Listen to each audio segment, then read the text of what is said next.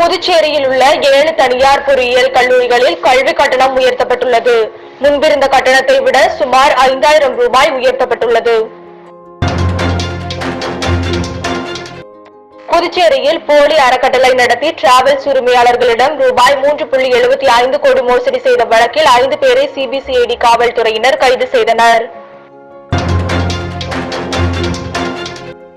உக்ரைனில் போல்டவா நகர் மீது ரஷ்யா நடத்திய ஏவுகணை தாக்குதலில் பலியானவர்கள் எண்ணிக்கை 51ஆக உயர்ந்துள்ளது. ஜம்மு காஷ்மீர் சட்டமன்றத்திற்கு 3 கட்டங்களாக தேர்தல் நடைபெற உள்ள நிலையில் இன்று பிரச்சாரத்தை தொடங்குகிறார் ராகுல் காந்தி.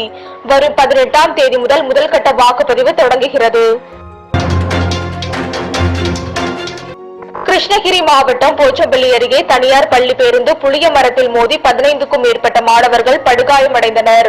விபத்தில் படுகாயமடைந்த தீரன் சின்னமலை தனியார் பள்ளி 12ஆம் வகுப்பு மாணவர்கள் மருத்துவமனையில் அனுமதிக்கப்பட்டனர். கால்நடை மருத்துவ படிப்புக்கான கலந்தாய்வு சென்னை கால்நடை மருத்துவக் கல்லூரியில் இன்று காலை 9 மணிக்கு தொடங்கியது. மாற்றுத்திறனாளி, முன்னாள் ராணுவ வீரர் வாரிசுகள், விளையாட்டு வீரர்கள் உள்ளிட்ட சிறப்பு பிரிவினருக்கு இன்று கலந்தாய்வு நடைபெறுகிறது.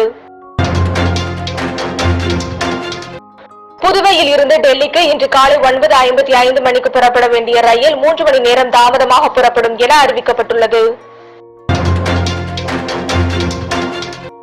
கர்நாடக மாநிலத்தில் உள்ள காவிரி பல்கலைக்கழகத்தின் பதிவாளர் தினேஷ்குமார் பணியிடை நீக்கம் செய்யப்பட்டார். மைசூர் நகர்ப்புற மேம்பாட்டு ஆணையத்தின் முன்னாள் ஆணையராக இருந்த பொழுது ரூபாய் 4000 கோடி முறைகேடு செய்ததாக எழுந்த புகாரில் நடவடிக்கை மேற்கொள்ளப்பட்டுள்ளது. பாராலிம்பிக் போட்டிகளில் பதக்கம் வென்ற தமிழக வீராங்கனைகளுக்கு அமைச்சர் உதயநிதி ஸ்டாலின் வாழ்த்து தெரிவித்துள்ளார்.